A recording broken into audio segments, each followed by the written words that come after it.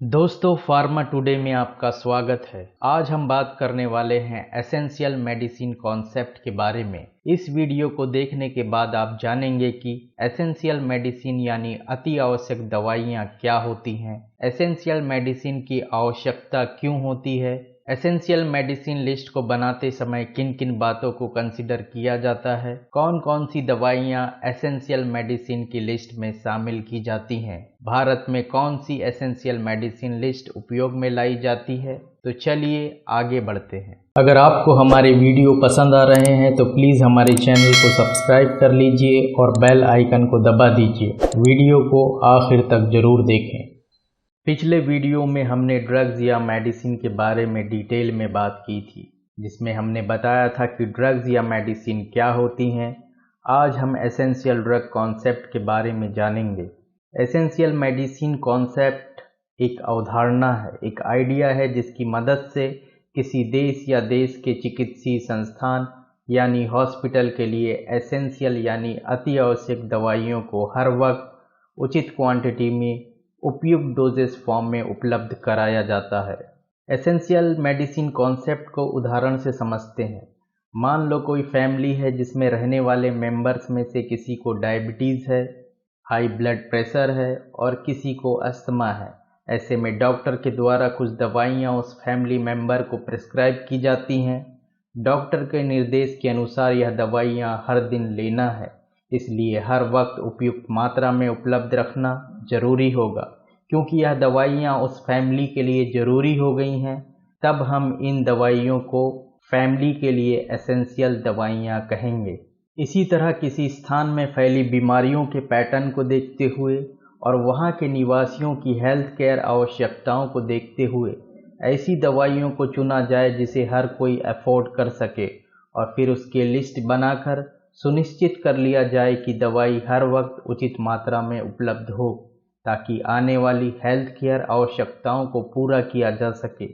यही लिस्ट किसी भी स्थान की एसेंशियल मेडिसिन लिस्ट होती है। यह सच है कि बहुत सी बीमारियों के इलाज में और बहुत से मरीजों में कई बार हजारों दवाइयाँ होते हुए भी सिर्फ मुट्ठी भर दवाइयों की ही ज़रूरत होती है। इसी तरह कोई देश या कोई प्रदेश है जिसे अपने यहाँ रहने वाले लोगों की स्वास्थ्य से संबंधित ज़रूरतों को पूरा करना है, तब वह इन हजारों दवाइयों में से कम उन दवाइयों को चुनेगा जो उसकी प्राथमिक स्वास्थ्य संबंधी ज़रूरतों को पूरा कर सके और अपने नागरिकों को हर समय किफ़ायती दामों पर उन दवाइयों को उपलब्ध करा सके। हजारों दवाइयों में से आवश्यकता के अनुसार दवाइयों को चुनना और फिर लिस्ट बनाकर उसका प्रबंधन या मैनेजमेंट करना भी काफ़ी सरल होता है।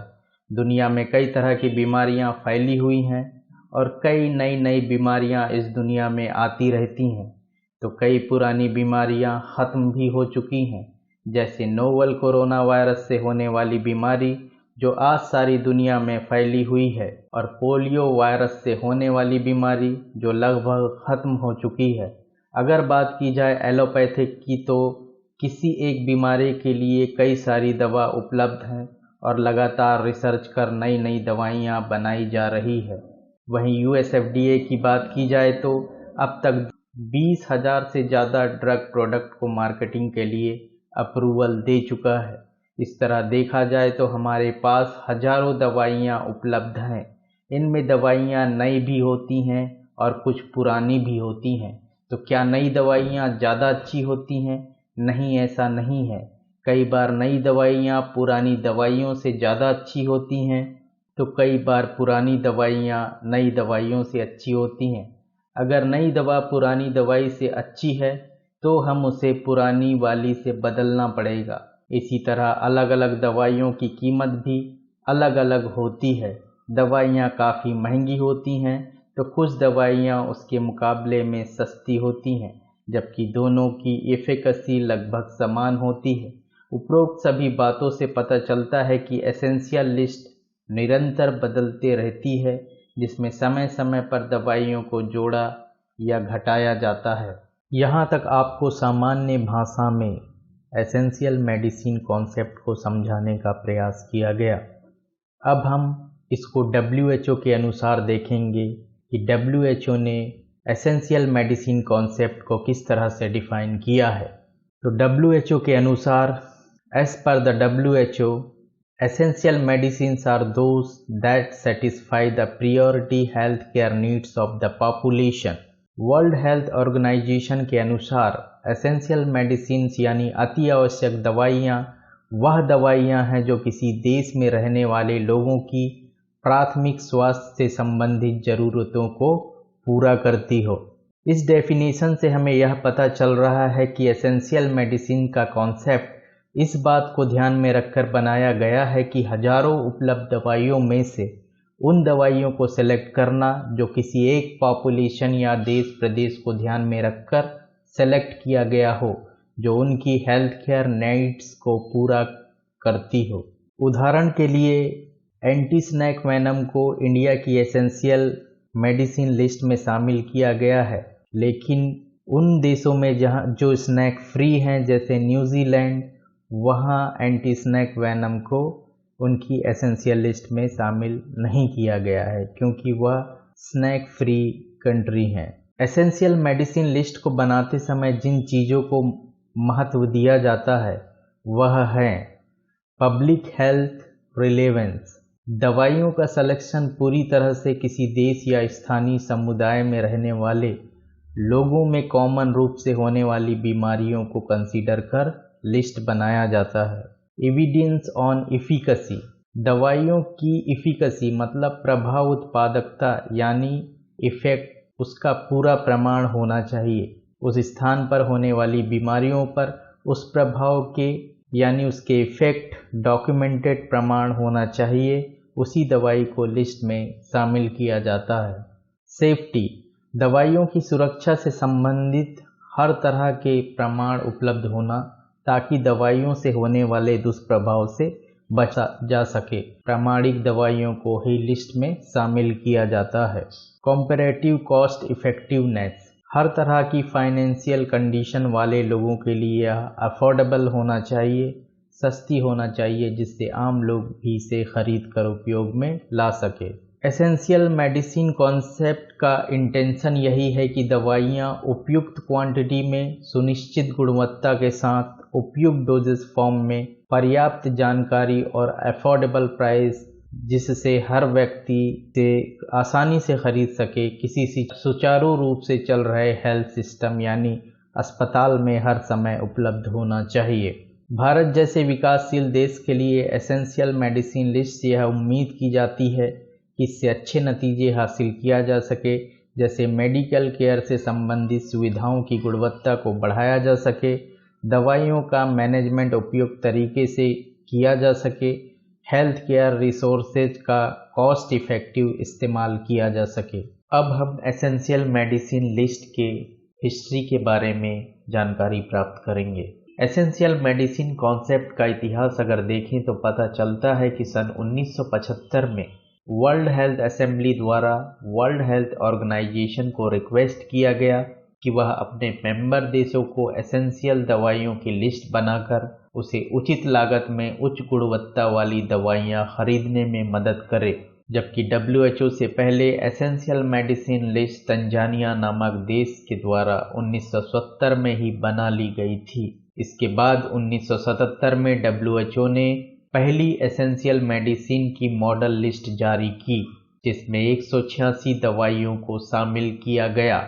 इसमें कहा गया कि यह एसेंशियल मेडिसिन अत्यधिक महत्व, मूलभूत, अति आवश्यक और आबादी की स्वास्थ्य जरूरतों के लिए आवश्यक थी और चयन के मापदंड प्रभावकारिता, सुरक्षा, गुणवत्ता और कुल लागत पर आधारित थे।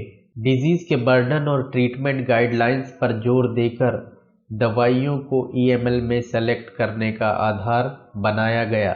1985 में WHO की आवश्यक दवाइयों की सूची को मुख्य रूप से सार्वजनिक क्षेत्र के लिए महत्वपूर्ण माना गया था और इसका दायरा दवाओं की खरीद, वितरण, तर्कसंगत उपयोग और गुणवत्ता आश्वासन का मार्गदर्शन करना था।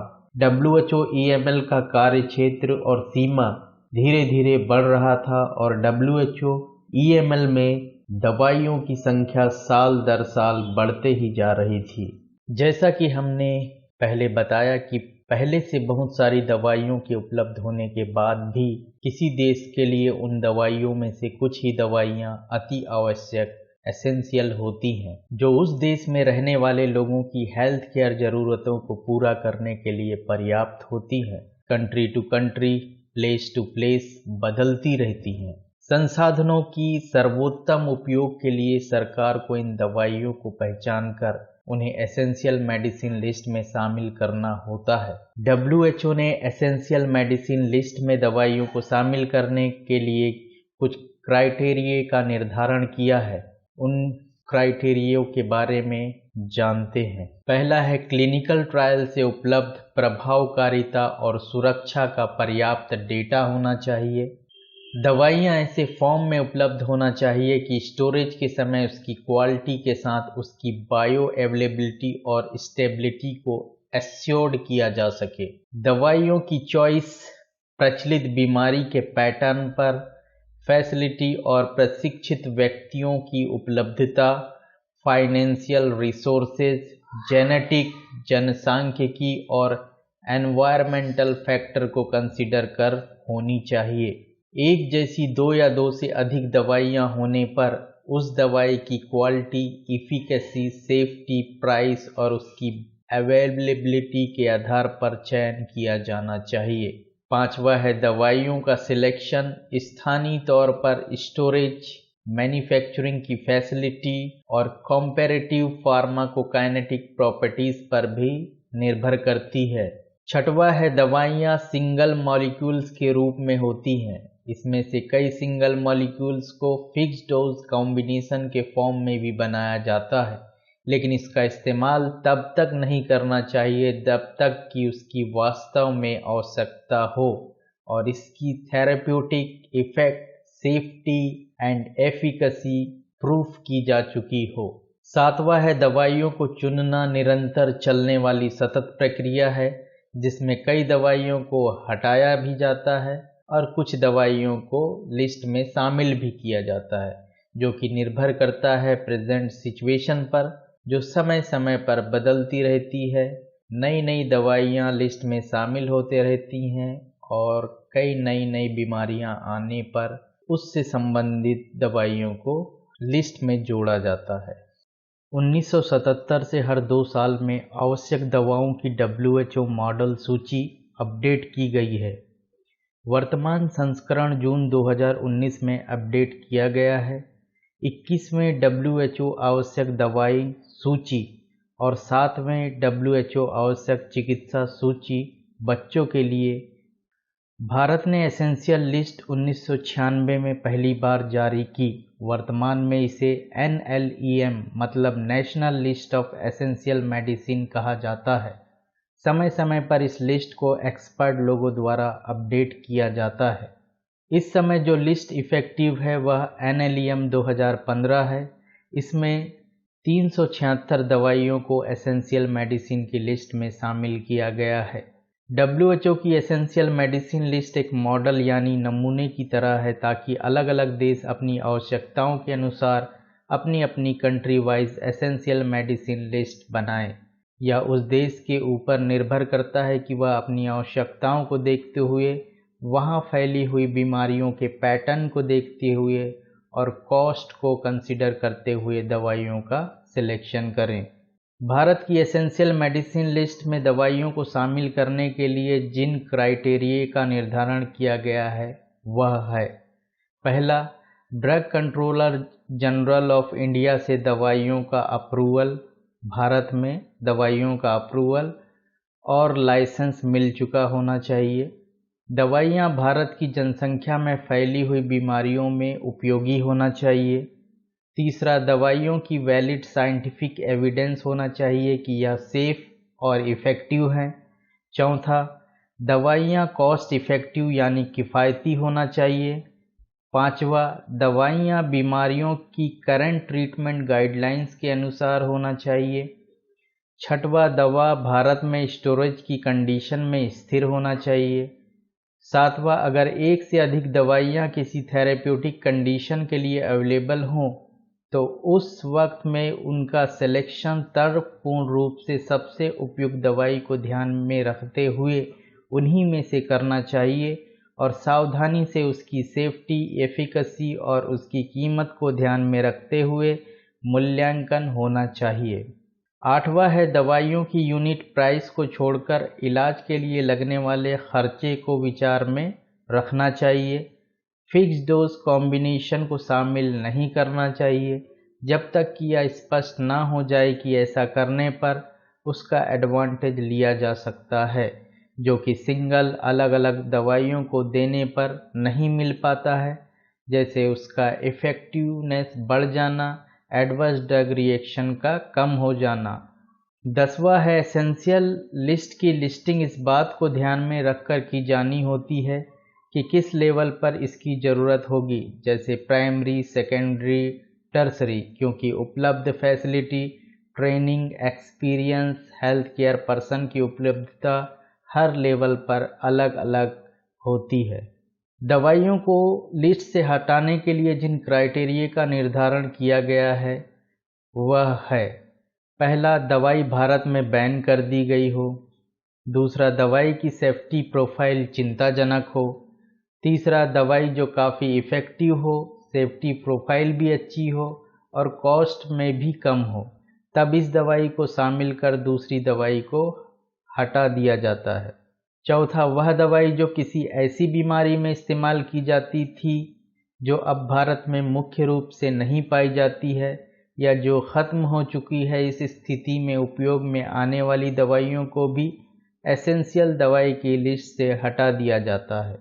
पांचवा, अगर कोई एंटीबायोटिक जिसका इस्तेमाल करते हुए उस दवाई के खिलाफ रेजिस्टेंस उत्पन्न हो गया हो और वह अब भारत में उत्पन्न हो रही बीमारियों में अपना इफेक्ट देने में नाकाम हो गई हो, तो उस स्थिति में भी उस दवाई को एसेंशियल मेडिसिन की लिस्ट से हटाया जा सकता है। National list of essential medicine NLEM को बनाने का उद्देश्य क्या है? पहला, भारत के लोगों में प्राथमिक रूप से पाए जाने वाली बीमारियों को ध्यान में रखते हुए उनका सेफ और इफ़ेक्टिव ट्रीटमेंट के लिए मार्गदर्शन करना। दूसरा, दवाइयों के तार्किक इस्तेमाल को बढ़ावा देना। तीसरा, देश में उपलब्ध हेल्थ केयर रिसोर्सेज को इम्प्रूव करना। इसके अलावा NLEM का उपयोग गाइड के रूप में भी किया जा सकता है। स्टेट गवर्नमेंट को अपनी एसेंशियल मेडिसिन की लिस्ट बनाने के लिए, पब्लिक सेक्टर में मेडिसिन की खरीदी और आपूर्ति के लिए, किसी ऑर्गेनाइजेशन के एम्प्लॉय के द्वारा ली गई दवाइयों की कीमत का रिम्बर्समेंट करने के लिए, इंश्योरेंस कंपनी के लिए। NLEM में शामिल की गई दवाइयों के प्राइस को सरकार द्वारा किस तरह से कंट्रोल किया जाता है, इसके बारे में भी अब हम जान लेते हैं। दवाइयों को अफोर्डेबल बनाने के लिए भारत सरकार द्वारा फार्मास्यूटिकल प्राइसिंग पॉलिसी की घोषणा 2012 में लाई गई, जिससे NLEM में शामिल की गई सभी दवाइयों डोजेस, फॉर्म और स्ट्रेंथ के साथ प्राइस कंट्रोल के अंदर लाई गई। उसी तरह drug price control order 2013 department of pharmaceutical, ministry of chemical and fertiliser के अंतर्गत जारी कर NLEM में शामिल सभी दवाइयों का सीलिंग प्राइस फिक्स किया गया। Fast changing concept in medicines, treatment regimens, introduction of new technique and incremental innovation in drug delivery system and formulation, wide difference in medical practice pattern in the country, regional variation in health care system इत्यादि को ध्यान में रखते हुए NLEM revision करना complex जटिल प्रक्रिया हो चुका है। सरकार द्वारा दवाइयों के प्राइस को कंट्रोल करने के लिए भी यह महत्वपूर्ण हो जाता है कि वह NLEM को समय समय पर रिवीजन कर दवाइयों के प्राइस को रेगुलेट करे। तो दोस्तों, कैसा लगा आपको ये वीडियो? क्या आपको वाकई यह वीडियो पसंद आया है? तो हमें कमेंट करके बताइए। अगर आपको लगता है कि ये वीडियो किसी दोस्त या स्टूडेंट के काम आ सकता है तो प्लीज़ इसका लिंक व्हाट्सएप, फेसबुक और टेलीग्राम ऐप पर शेयर कर दीजिए। Thank you very much.